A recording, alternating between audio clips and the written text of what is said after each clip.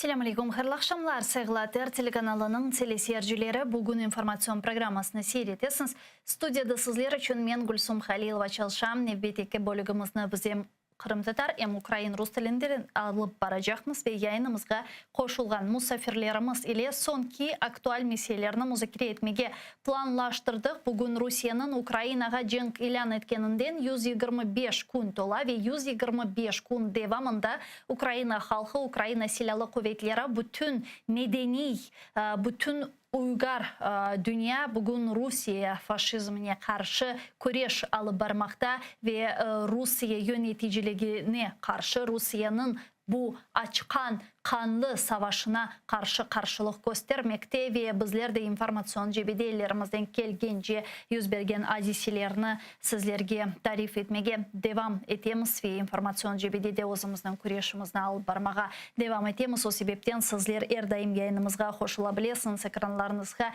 rejissörlarımız telefon numaralarını takdim eteler. Buyurunuz bizlerge ya Viber ya da Skype vasıtasıyla telefon açınız. Sizin sesiniz bizler için hakikaten de çok mühim. Menisi yayınımızga bağlangan musafirimiz, Milli Hareket iştirakçısı Sinaver Ağa Kadırov'na selamlamaktan memnunum. Bizni eşittiye. Sinaver Ağa, selam aleyküm, hayırlı akşamlar. Merhaba, aleyküm selam.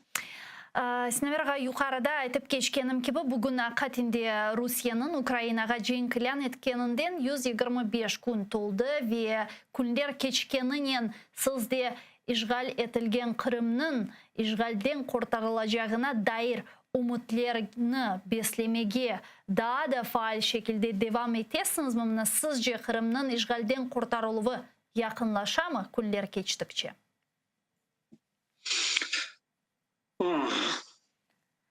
Ağır sual oldu galiba. Doğrusunu aytkanda denişmeler ende bir aydan beri görünüyor. Lakin biz istеген dayın denişmeler tez hareket olmagan sebebi Rusya'nın silahı artıkça çok da ondan sebep elbette bu denişmeler çok böyle duyulmayışında. Ama herhalde 125 gün unutmayın başında Rusya aslında 3-4 gün içinde Ukrayna'nı zapt etmek nesindeydi. Hem de işana ettiler. 3-4 gün içinde Ukrayna'nı zapt edip savaşını bitirip durup Ukrayna hem de Rusya'nın işgalinin tübünde olmak edi fikirlerinde ama halbuki 125 gün geçti. Biz görüyoruz ki ular maksadına erişmegenden başka ve ular hakikaten de bütün dünyanı özlerine karşı koyganlarını da duymay kaldılar. Ondan sebep elbette Ukrayna artkaçından güçleşip şimdi duygulu karşılık gösteriyor Rusya'ya ve elbette bu uzanğanına bakmadan elbette günden Ukrayna güçleşe ve lakin Rusya zayıflaşa. Ondan sebep elbette umudum işanam ki hatta de Kırım'ı da kısmet olsa biz işgal tübünden kurtarırıq degen umuttayım. Bugün korgendirsiniz demek Rusya'nın Xavfsızlık Şurası katibinin muavini, öyle uzun bir vazifesi var Dmitri Medvedev'nin.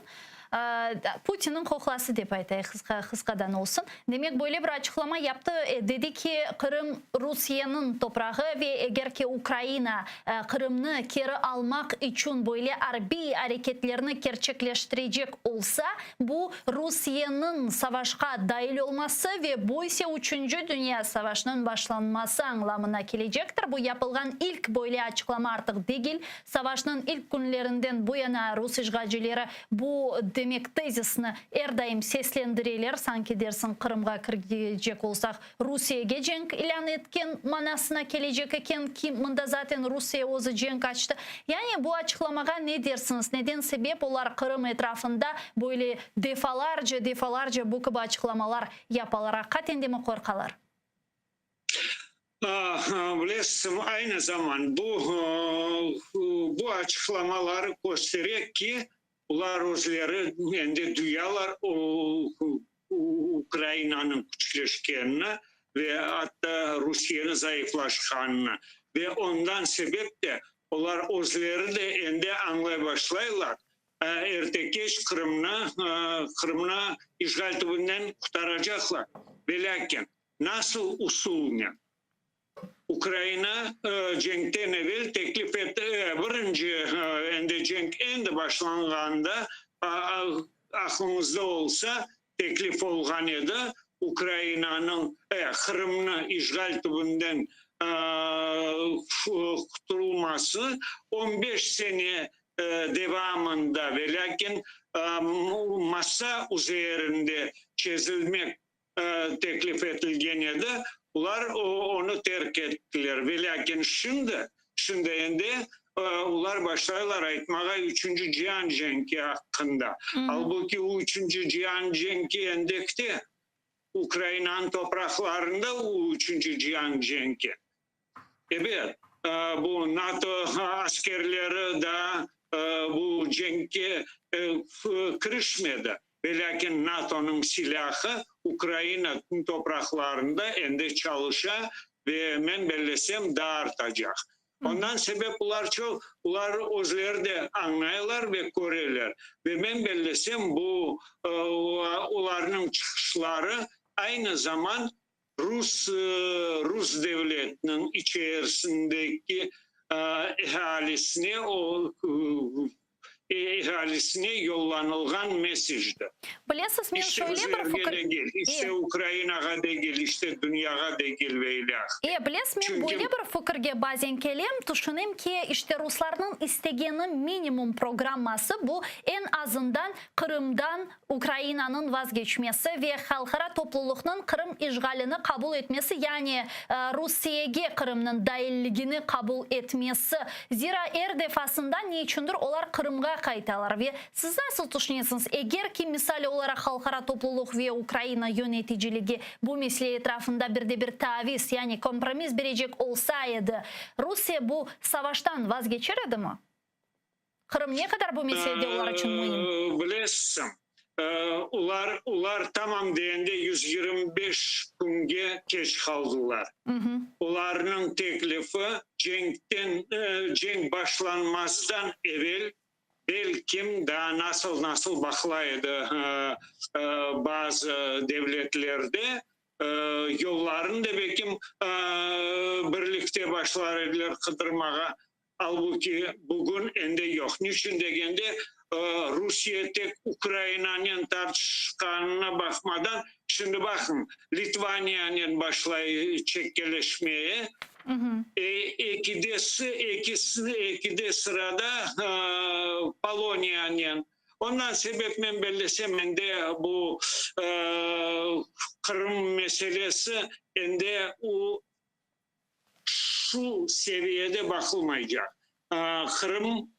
Kırım'ın mümkün belki başka bir usullarla işgalden kurtulması. Ve lakin Ukrayna ondan vazgeçmeyecek bu birinciden ve ikinciden Kırım'ı Rusya'ya kaldırmayacaklar. O yönde belli. Yani umut etemiz. Ya siz nasıl görüyorsunuz? Bu muhakkak harbi yol mu olmalı? Yani Kırım'ın işgalden kurtarılması. Zira şimdi Rusya'nın hiçbir müzakerelerinin olması ihtimali çok fazla görünmüyor. Aslında imkansız gibi görünüyor bu müzakereler şimdiki etapta. Bakın, eğer de hatırlasanız Rusya'nın açıktan açık taraftarı olmasa da münasebetleri çok yaxşıydı. İtalya'yı alayıq, İtalyanı alayıq göz önüne ve İtalyanların teklifinde anda bir meraklı bir teklifler var. Aynı zaman Kırım'la bağlı olan teklifler var. Ondan sebep ben aytam da Kırım'ı Rusya'ya kaldırmayacaklar. Niçin degende? En çok nerede tohtar dünya Rusya'nın dağılmasına biz görgendayın elbette ular bekim razı olmazlar çünkü özlerde sahnalar o kadar çok silah ve aynı zaman atom silahı devlette ondan sebep böyle biz tasavvur etken dayın dağılmasına yol koymazlar. Lakin Ukrayna'nın bütün toprakları men de aytmayayım. Hani 125 gün evvelsi Donetsk, Lugansk biraz farklılaşaydı Kırım'dan. Ular özleri aytaydılar bu Ukrayna ve ilahı. Ama cenk neden sebep başladı?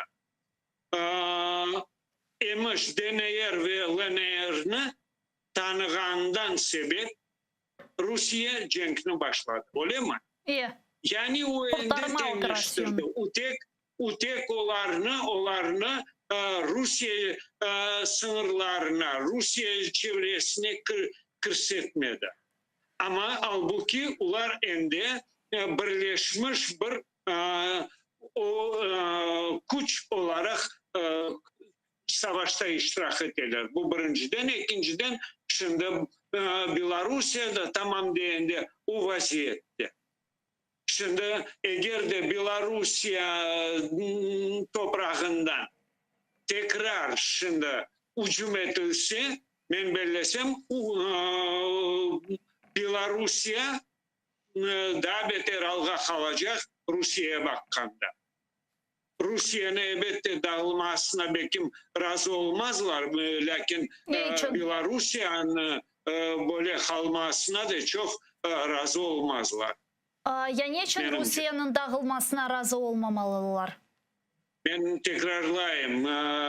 Dünya Kenne'de o artkaçının bu atom silahı artkaçının olganından sebep. Aha. Yani onun korkutalım. Bu birinciden ve ikinciden unutmayın. Rusya'nın sınır komşusu bu Çin memleketler. Ama Amerika şimdi konsepsiyasına yani bu stratejik konsepsiyasına bakarak Çin memleketi birinci düşman olarak görülüyor. Birleşmiş Milletler, Amerika Birleşmiş Milletler tarafından elbette ondan sebep onlar pek yaxşı anlayırlar. Rusya'nın artkaçından zayıflaşıp dağılmaya başlaganından Çin faydalanacak. Ondan sebep faydalanıp güçleşecek. Evet de ondan sebep bunlar çok razı olmaz. Onlar zayıflaştırırlar Rusya'nı ve lakin Çin'i güçleştirmeye çok razı olmazlar. Мына сіз şimdi айтар экенде, мына малюм olgan gibi bugün İspanya'nın paytaxtı Madrid'de demek NATO'nun samiti ötkерли ve anda çeşit türlü açıklamalar yapılmakta ve şimdi İngiltere Savunma Bakanı Ben Wallace böyle bir açıklama yaptı. Dedi ki прямо сейчас Россия самая прямая и насущная угроза Европе, нашим союзникам и их берегам. Я серьезен, когда говорю, что существует очень реальная угроза того, что Россия выступит против более широкой Европы деген bu gibi açıklama yaptı Büyük Britanya'nın savunma naziri. Sizin fikrinizce Litvanya'ya, Estonya'ya, Finlandiya'ya binaen seslendirgen Rusya'nın tehditleri Ukrayna'dan daha böyle büyük bir demek kavgaga, daha böyle bir cenke geçebilir mi? Böyle bir ihtimal yüksek mi Rusya? Bu kadar mı? Yani delirdi mi aytayım artık? Bilesem uşunda bilmey bu savaşını açtı ama onun bundan nasıl çıkmasını bilmegende sebep hem de bakın o şimdi fırsat kıdıra bir taraftan ya da çaresini tapıp bu savaşın tübünden çıkmak yollarını elbette maksadlarından çok kayıtmamak en çoku bu 23. Fevral sınırlarında toktalarak bu masa başına oturmak bu bir hem de en yaxşı ular için. Ama ikinci taraftan o eğer de bunun çaresini tapmasa o endüstri hakikaten de savaşını lakin ozu açmak değil de o 125 gün evvelsi yapılgan hatanı tekrarlayacak olmay. O bekleyene vakit onlara hücum ederlerdi ve o zaman o bütün Rusya'nı ayaklandıracak diyecek ki bana bizlerge hücum edildi. Ukrayna'nın o varyantı geçmedi. Başında elbette aklınızda olsa denazifikasya, bilmeyeyim daha birkaç talaplar var idi. Şimdi ende bambaşka. Şimdi ende denazifikasya yoktur. Demilitarizasya demek tiller aylanmayın için degende aksine olup çıktı. Ondan sebep bunlar şimdi Rusya'nın içerisinde de halk kunkundan anlay Rusya ozu işgalci olarak bu savaşta iştirak etti. Ondan sebep bunlar çaresini kıdırak ki hiçbir yolunu tapmasa o dıştan ucumunu bekliyor ve o zaman Rusya tolusnen halkını ayaklandıracak ve bu dünya savaşına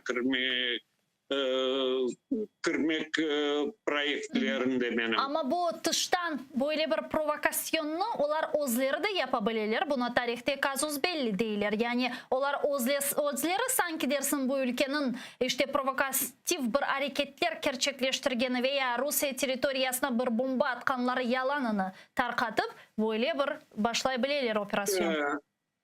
Bilesem, ular şimdi endi anlaylar öyle kolaylıkla o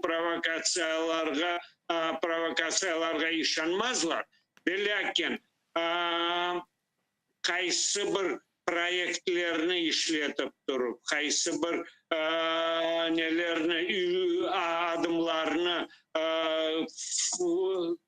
yaparak bu NATO devletlerini kırgın NATO birleşmesine girgen devletlerin tarafından bir kurşun atılganını elbette onlar çalışarlar onun üstünde lakin daha görmeyik. Niçin degende siz bakın Litvanya'ya ne kadar baskı başlandı. Ama o ayda ve lakin yapıp olamayın. Çünkü göz batırıp olamayın. Niçin degende anda hakikaten de Litvanya'nın nesi var. O sanksiyalar çalışıyor. Ondan sebep yol kapatılar. Ama başka bir provokasyalar ama gene de o taraftan Rusya çalışıyor, onun agentleri dünya boyunca çok agentleri var. Lakin şimdi bu 125 günün içinde dünyanın gözü kaçından açıldı ve gördüler. Onlar 125 gün evvelsi dünya çok şey anlap olamaydı ve işanmaydı. Halbuki bugün de öyle değil. Takip edeceğimiz. Büyük teşekkürler Sineviraga. Çok sağ olunuz yayınımıza bağlanıp suallarımızga meraklıca cevap vergeniz için. Teşekkürler. Sinaver Kadyrov Milli Hareket iştirakçısı bizle canlı bağda edi. Sayılı arkadaşlar, men size Rus tiline geçeyim. Zira bugün biz yayınımızda Rus ve Ukrayn tilinde alıp baramız. Erkun bilesiz tiller değişe ve biz Milli Meclis reisimiz Rifat Agaçubarov'un sonki aktual meselerini çeşit tillerde laf etemiz. Tunevin Kırım Tatar tilindeydi. Bugün Ukrayn tilinde. O sebepten bu bölümümüzün nevbetteki kısmını более haberlerinden başlayalımız. Мы переходим на русский язык. Нам сейчас присоединяется председатель Меджлиса Крымстарского народа Рифат Чубаров. Он нас слышит. Рифат ага, ассаляму алейкум, хайырлы акшамдар.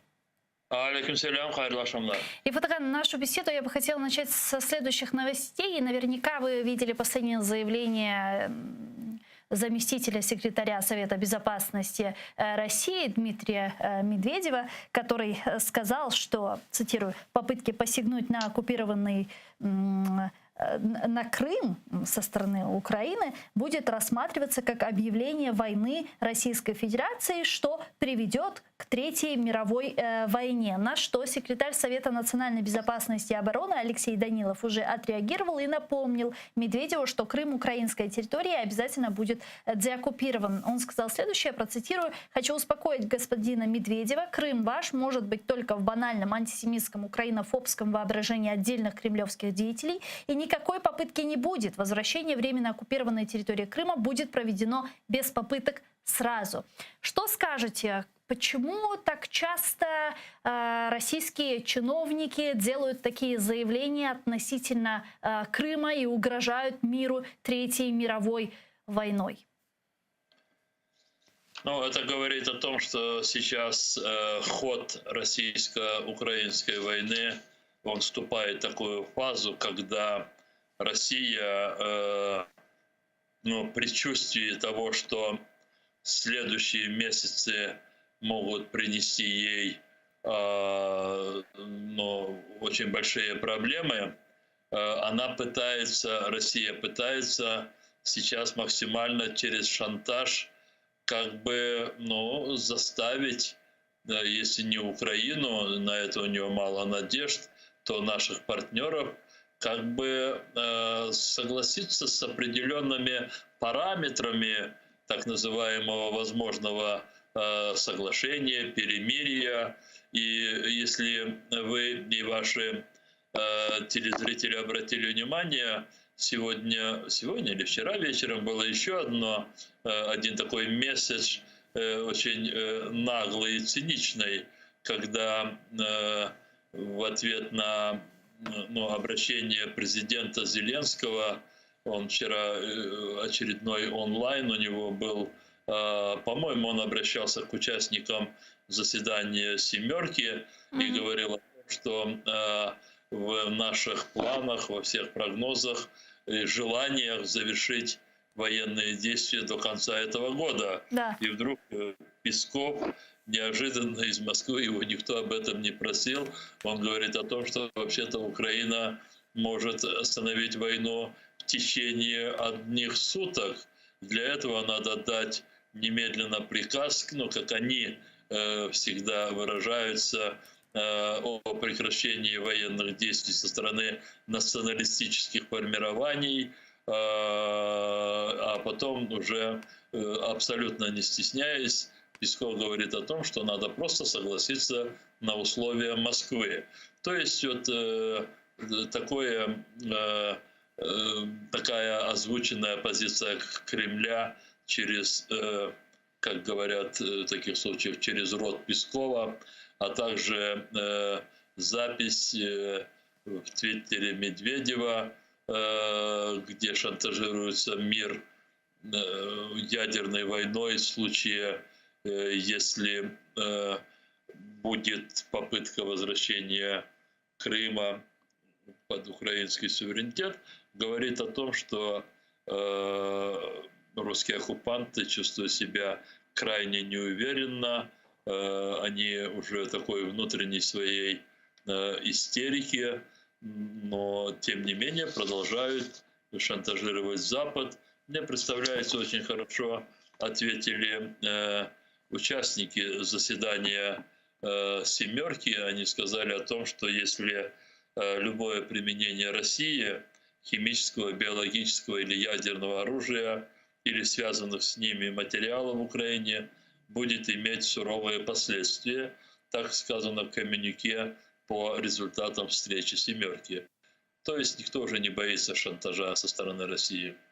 Ну и даже если говорить про ультиматум, который выдвинул Песков, здесь стоит сказать, что не Украина начинала эту войну, чтобы заканчивать ее по приказам Пескова либо Путина. Да, это понятно. Здесь, знаете, российские политики, в том числе те, которые непосредственно озвучивают позицию Путина, или Лаврова, или сам Лавров, они здесь еще надеются на то, что вот подобного рода ультиматумы и шантаж, они все-таки сыграют свою роль в части того, что некоторые из наших партнеров могут попытаться еще раз и еще раз обыграть вот эту формулу, когда мир ценой уступок части территории Украины. Ведь такие же попытки уже были. Они не были публичными, скажем, за круглыми столами с участием первых лиц. Но мы знаем, и мы точно можем это сказать, мы буквально это днями еще утвердились, что в числе политиков в тех или иных странах есть такие влиятельные деятели в своих странах, но которые все еще допускают, что Украина могла бы уступить Крым России и признать независимость незаконных образований, как ДНР и ЛНР. И вот Россия все-таки все еще надеется, что такие подходы могут сохраняться в среде наших партнеров, и они, когда надо будет, повлияют на Киев. Но это очень такие тщетные надежды, этого не будет. Ну а как вы думаете, все же вот этот страх, либо назовем это опасением у наших западных партнеров на фоне заявлений Дмитрия Медведева, там Рогозина, видели, да, он опубликовал спутниковые снимки с координатами центров принятия решений стран Североатлантического альянса, точнее тех, кто стоит в авангарде НАТО, и там пригрозил им на фоне проведения саммита. Вот такие опасения все-таки у наших западных партнеров есть? Они прослеживаются в последнее время вами? Ну, смотрите, когда мы говорим о наших партнерах, то мы как бы больше ориентируемся на первых лиц и ссылаемся на их выступления, приводим цитаты из их статей, интервью. И, в общем-то, это вполне нормально, потому что так устроен демократический мир, когда консолидированную позицию той или иной политической силы или среза в обществе озвучивают люди, которые наделены на это полномочиями или через выборную систему, или, может быть, через высокий свой моральный авторитет. Но при этом мы никогда не должны забывать о том, что те люди, которые озвучивают первые лица своей позиции, они их нарабатывают в общении со своими многочисленными внутренними партнерами, соратниками, коллегами. Они опираются на многие процессы, которые происходят в их обществах. То есть, с одной стороны, они сами формируют те или иные подходы в обществах. Ну, как Макрон, допустим, он сегодня заявил о том, что он не готов признать Россию террористическим государством. Но вот видите, конечно, это его заявление, оно не останется бесследным, прежде всего, для французского общества. Но, с другой стороны, я понимаю, что Макрон, кроме того, что он преследует определенные ожидания от такой, как он считает, очень взвешенной политики по отношению к России, он, наверное, и, скорее всего, оглядывается на тенденции в французском обществе. Вот недавно прошли выборы, но Марин Ле Пен, она буквально идет по следам Макрона. И, конечно, она, в свою очередь, исповедует максимальное сближение с Россией. Она исповедует необходимость признание того, что, мол, Крым является частью, что Россия по праву претендует на Крым. И, конечно, Макрон, осознавая, в общем-то, истинную суть путинского режима, осознавая, что Путин является международным преступником, убийцей, тем не менее, публично, видите, пока еще не готов признать Россию террористическим государством. Но он там в своем заявлении сказал, что для того, чтобы вводить и усиливать санкции в отношении Российской Федерации, не нужны какие-либо квалификации, чтобы ввести эти санкции против Москвы. Я не принимаю такое в отношении Российской Федерации, сказал Макрон. Он как-то так обошел все же это предложение президента Украины Владимира Зеленского. И все же мне интересно, что бы это изменило, признание России государством спонсора терроризма. С точки зрения, конечно, там ужесточения или увеличения санкций, возможно, здесь Макрон и прав. Нет, то есть это тот случай, когда, знаете, негде уже клейма ставить, на имидже России и на ее правителе, но тем не менее сам по себе такое объявление России государством, которое спонсирует терроризм, это было бы очень четкое определение, пусть оно такое больше политическое, все это, но это дало бы еще большую изоляцию России, по крайней мере, те государства, которые сегодня очень тесно сотрудничают с Россией, они бы немного призадумались бы, и я уверен, они бы попытались бы дистанцироваться от России, потому что никому не хочется в этом мире, пусть даже не сегодня, не завтра, но лет через 10 никому не хочется, чтобы ему нагадали, что это государство, допустим, Казахстан или Таджикистан, куда сегодня полетел Путин, или Китай, который никак не осудит российскую агрессию против Украины. Я думаю, что в любом случае объявление такого статуса, как государство, спонсирующее терроризм, просто помогло бы большему осознанию другими государствами истинной преступной роли российского государства. А как вы думаете, чем обусловлен такой вояж Путина по странам постсоветского пространства? Сейчас он в Таджикистан поехал, оттуда он планирует, если не ошибаюсь, еще в следующую страну проехаться. В Беларусь, правда, не поедет, сказал, будет присоединяться на форум по видеоконференции, но тем не менее. Да, я, насколько понимаю, что после Таджикистана Путин еще посетит Туркменистан.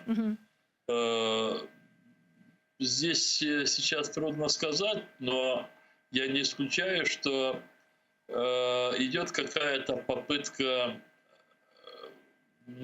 пусть даже, я бы не сказал бы время, идет некая попытка объединения этих стран вокруг Москвы перед, возможно, ужесточением действий Кремля в отношении Украины.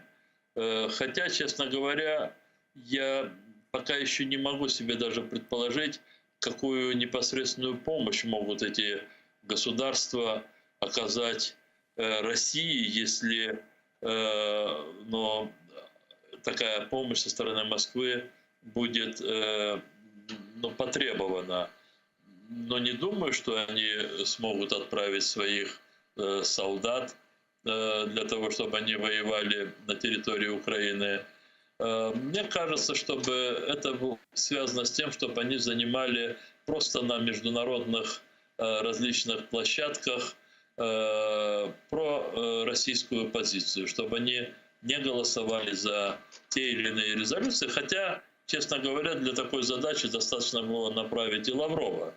Но посмотрим, какие будут. Сказать что-то, конкретные вещи в отношении, допустим, туркменской нефти, туркменского газа, но насколько я знаю эту сферу, я там очень мало знаю, но тем не менее, по-моему, они уже на корню и давно скупили туркменский газ.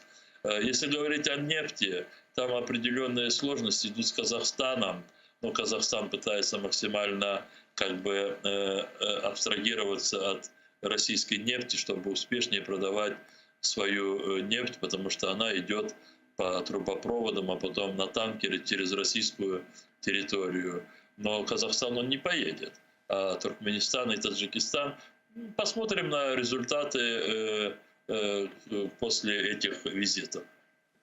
И вместе с этим сегодня вы знаете, что в Мадриде стартовал саммит НАТО. CNN сообщает о том, что президент Джозеф Байден уже прибыл в Мадрид для участия в саммите. Там сегодня министр Британии Бен Уоллес сказал, что прямо сейчас Россия самая прямая и насущная угроза Европе, нашим союзникам и их берегам. Накануне Ян Столтенберг сообщал о том, что Альянс планирует признать Россию главной угрозой для Североатлантического альянса. Соответственно, они решили расширять свои силы и учения на территории Грузии. Каковы ваши ожидания от саммита, который продлится 2 дня в столице Испании? Но вследствие такой очень достаточной публичности международной политики последние уже более 100 с чем-то дней после 24 февраля, мне кажется, мы уже, многие из нас в какой-то мере уже разбираемся, в каких сферах и в каких вопросах позиция НАТО или помощь НАТО, я сейчас в контексте российско-украинской войны говорю, может быть существенной, в каких ситуациях члены НАТО как государства могут принимать и реализовывать решения, и здесь не следует ожидать консолидированных подходов НАТО. То есть мы теперь уже разбираемся, где государства принимают решения, где решения принимают межгосударственные организации, в данном случае как НАТО. Мне представляется, поэтому в ходе этой встречи особое внимание будет уделено вопросам укрепления обороноспособности самого НАТО. И вот то, что вы говорили, и ваши зрители, мне кажется, тоже уже знают, об этом говорится в последнее время. Уже есть предварительно согласованное решение о том, чтобы ударная группировка НАТО будет составлять уже более 300, где-то 340 тысяч человек. Это очень кардинальное увеличение. Это говорит о том, что НАТО не исключает прямых агрессий извне на ее членов. И понятно, что все осознают, что этим государством, которое может осуществить эту агрессию, является Россия. И мне представляется, что сама Россия некоторыми своими очень открытыми, угрожающими выпадами последней недели, я имею в виду в отношении Литвы, Россия сделала все для того, чтобы вот на этом саммите лидеры государств, членов НАТО, приняли максимально возможные на данном этапе решения, связанные с укреплением обороноспособности НАТО. После того периода такого заметного ослабления НАТО, которое было при предыдущем президенте Соединенных Штатов, скажем, Трампе, этот процесс, с моей точки зрения, крайне позитивный, уже основа же в контексте и российско-украинской войны, и в контексте интересов украинского государства. Для нас сильное НАТО является одним из инструментов, гарантирующих суверенность украинского государства. Ну, если мы говорим о том, что Североатлантический альянс понимает и принимает все угрозы, которые представляет сегодня собой Российская Федерация, то, на ваш взгляд, какие страны в первую очередь могут попасть под провокацию со стороны России или прямой конфронтации? Ну, они известны, эти предположительные такие регионы, куда Россия может направить свою агрессию, это Балтийские страны. Но если предположить, что украинское государство, украинское общество не сможет удержать российскую агрессию, я говорю, если предположить, то тогда, конечно, Польша, Румыния. И отсюда, в общем-то, и должны определяться все факторы, которые не только определяют необходимость усиления Североатлантического альянса, но и необходимость оказания большей помощи Украине. Балтийские страны, Польша, Румыния – это есть те регионы, те государства, которые могут подвергнуться российской агрессии. Ну, действительно, вчера в время телефонного звонка Янса Столтенберга, президента Украины, Владимиру Зеленскому, он заверил, что на саммите НАТО, безусловно, будут обсуждать вопрос военно-технической помощи Украине, предоставления еще большего количества вооружений. Но, с другой стороны, мы видим, как консолидированная такая поддержка наших западных партнеров Украине, предоставление еще большего количества вооружений нам интенсифицирует российские ракетные удары. Вы связываете два этих процесса? Ну, конечно, на фоне консолидации международного сообщества, усиления и военной, и экономической помощи, конечно, Москва, просто считает для себя необходимой усиление такого военного воздействия на Украину, но это военное воздействие, оно сейчас приобретает очень такой кровавый оттенок. И как мне представляется, я очень хотел бы ошибиться в своем таком представлении, мне представляется, что военно-политическое руководство Российской Федерации меняет тактику ведения войны, и в этой измененной тактике массовые жертвы среди гражданского населения могут лишь возрастать. То есть целенаправленным ракетным обстрелам, бомбометанию будут подвергаться жилые кварталы, социальные объекты, что будет вызывать смерть гражданского населения.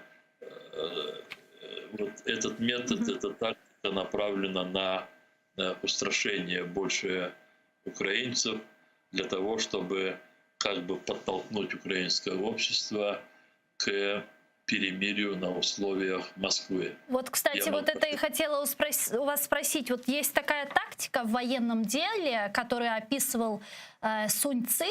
Она гласит так: чтобы заставить противника выполнить свою волю, нужно поставить его в положение более тяжкое, чем жертва, которую от нее требуешь. Какая программа минимум для России, какая программа максимум, на ваш взгляд? Понимаете, путинский режим, он держится на максимальном контроле и страхе, которым пронизано российское общество. Их представление Кремля, чем больше общество раздавлено, подавлено, чем больше активные члены этого общества изолированы от самого общества, тем крепче и устойчива сама власть. Ну, сталинский подход. Миллионы в лагерях и усиление коммунистического режима. У него все это было у Сталина прямо взаимосвязано. И вот они этот же подход применяют при ведении войны с Украиной и украинским обществом.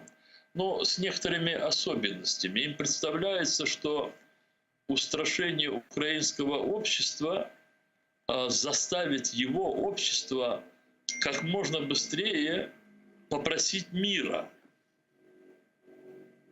А поскольку с точки зрения Кремля препятствием к миру в первую очередь будет являться государственно-политическая конструкция украинского государства, то есть само государство, то тогда они предполагают, они это русские, Кремль, предполагают, что украинское общество поможет им разрушить само государство украинское в желании как можно быстрее получить мир от Москвы, которая ежедневно сотнями, тысячами будет убивать украинцев. То есть это практически та модель, которую вы и озвучили, ссылаясь на давних китайских, я здесь только не запомнил, правителей или философов. Философов, да, военных. Философов, да.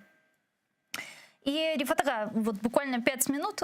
Хорошие новости я предлагаю обсудить. Турция. Вчера наверняка вы видели, компания Байкар, производителей беспилотников Байрактар, решили подарить Украине 3 беспилотника, на которые украинцы собирали деньги, на которые на протяжении 3 дней украинцы собрали более 600 миллионов гривен. И вот Байкар, гендиректор Байкар и производители Байкар решили все-таки эти 3 Байрактара нам подарить. Вчера было сделано подобное официальное заявление. Что скажете? Ну, мы, как и все, испытываем по этому поводу радость. Но, скажу, мне мало сейчас кто поверит, наверное, но у меня такое предчувствие было. Хотя оно не обязательно должно было завершиться вот таким решением руководства Байкара, но у меня такое предчувствие было, потому что здесь есть очень много факторов, и я скажу, что зная ментальность турок, и в целом ментальность самого турецкого общества, они всегда ценят тех людей, которые защищаются и защищают свою землю. Вот для Турции это явление не может быть как-то остаться незамеченным.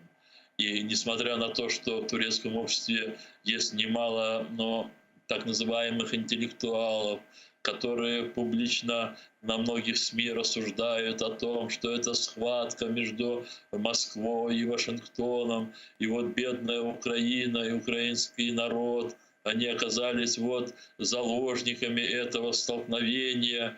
Но само в целом турецкое общество, вот то, что говорят, народ, они испытывают неимоверную симпатию к украинцам, потому что украинцы защищают свою землю и защищаются сами. Мне об этом еще говорят наши граждане, которые эвакуированы в Турцию, а это женщины и дети.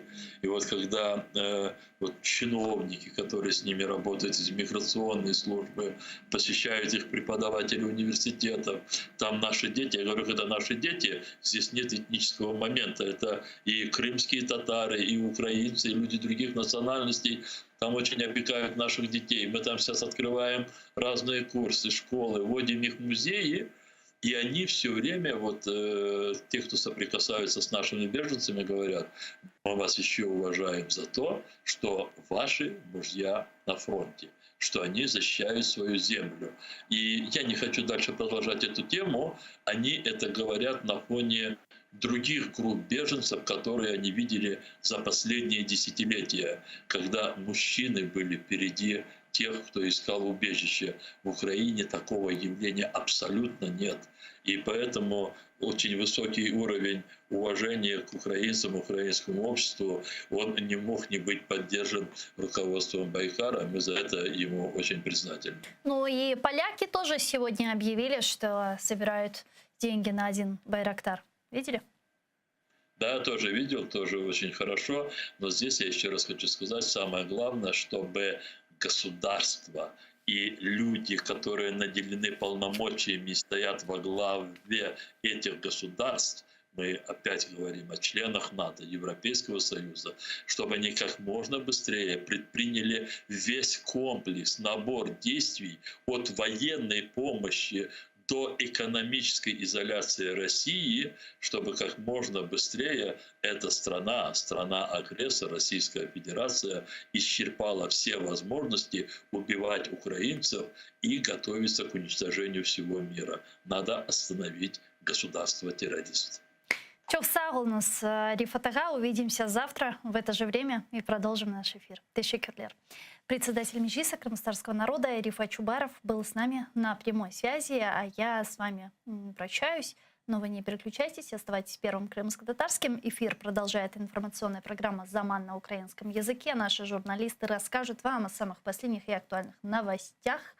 А мы с вами уже увидимся завтра. Оставайтесь с АТР. Корушкевич.